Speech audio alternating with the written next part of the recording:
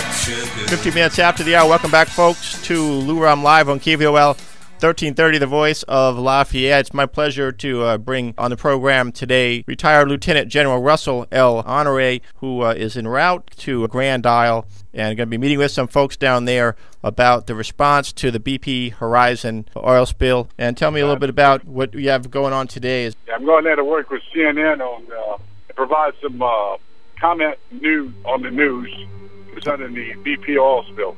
Okay. Tell me, if you would, General, so many people in Louisiana have great fondness and affection for you, for your role in Katrina and coming down here and offering leadership when so many people at the time we felt there wasn't any. Characterize for me, if you would, the leadership in place right now, both federally and with BP. Well, we've got the incident commander is Admiral Thad Allen, who I think the world of. In this case, he is having to work with and through BP because they actually control the equipment and technology to turn the oil off, as well as the process for buying response equipment is going from the state to the Coast Guard to BP to approve. And that process there to be eliminated by the states under the staff to go ahead and buy whatever equipment they want. And that's what I'm advocating for. So basically, you're looking to try to cut through some of the red tape like you were able to do. You were able to help facilitate with Katrina, cut through some of the red tape and get some people on the ground down there. One of the things you and I talked about earlier today was the access or the openness that BP and, say, the EPA and maybe even Louisiana DEQ had to other ideas that came from people outside of BP circles and big oil. What are you hearing about the success that entrepreneurs and inventors are having in bringing their ideas to the table? Well, I've probably heard from at least a half a dozen of them that have come to me because, I speak to the topic. And, they're pretty frustrated because they're going through and they have established a website where you can go ahead and register the product.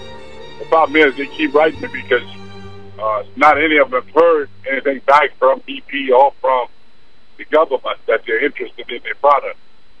Well, and these people, many of them have committed years of research to what they've done, and they would like to at least give it a fair shot to see if it can get the job done in a safe manner and save wildlife as well as to control the oil. Several of them have patents that they think will do that based on experimentation. Right. Well, I tell you, I mean, just as a layman and someone on the outside looking in, that appears to be one of the big problems right now. Have you had any conversations with President Obama or with the administration about trying to better facilitate that? No, I have not. I wish I could, but I have not. And I think there's room for that. Disaster Leadership Institute at LSU has taken some of that on for the state to vet some of the good ideas that are coming up.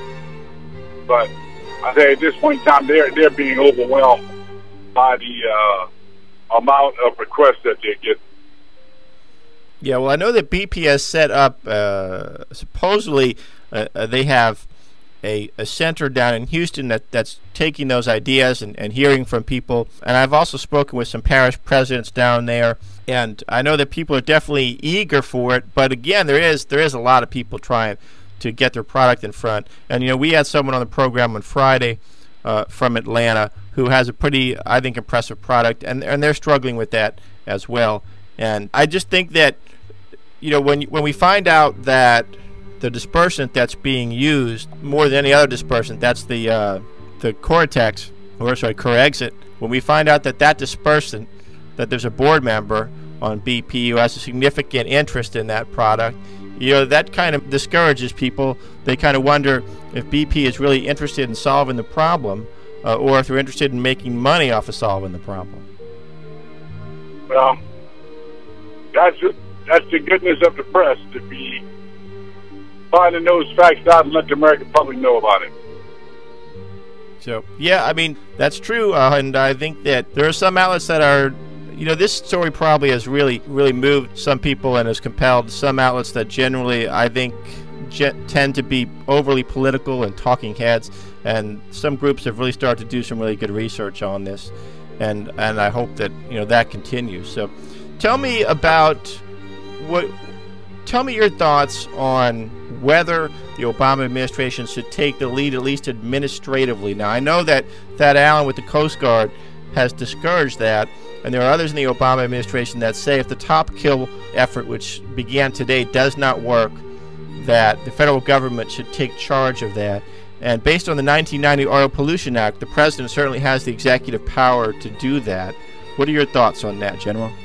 I think we ought to use the power we have to be a little bit more directive with BP, number one. And number two, I think BP action should be focused on stopping the oil from flowing, and that the government ought to take over the rest of the operation as far as dealing with the oil along the shoreline and in the ocean, and the second, third order effects of that, as well as taking care of the people, and let BP deal with the oil well.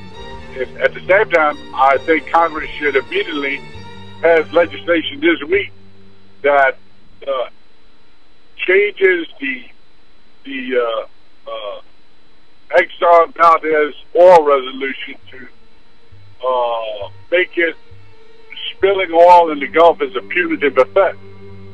Because look what we got. We got a company, they don't seem to be that worried about the oil. I mean, if the laws covering oil spill was punitive, meaning that they could go to jail, and by their own admission, they have admitted they made mistake after mistake after mistake. But the laws that cover oil drilling is not punitive; it's administrative. And right. So if you're charged and convicted, so to speak, of a felony violation, all it means to you as a corporation is money.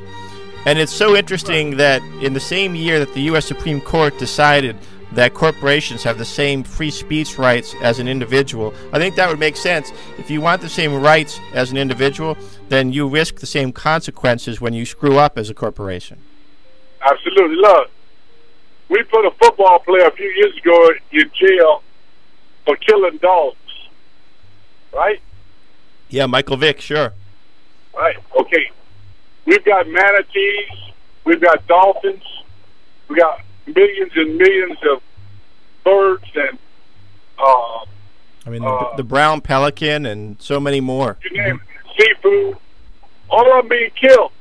Yet that CEO of BP who made all these decisions, he's strutting around on the beaches in Grand Isle like he owns the place. You understand? Why? I totally understand. I mean, the law is not punitive. We put Michael Vick in jail for killing dogs. Yet, I ain't trying to bring the Michael Vick thing up again. Don't get me wrong. That's fine. That was solved in court. I'm just saying, why can that guy strut around like he's doing us a favor? You understand what I'm saying? Sure. Well, it's interesting. I don't know. It has no punitive liability for all the animals they're going to kill.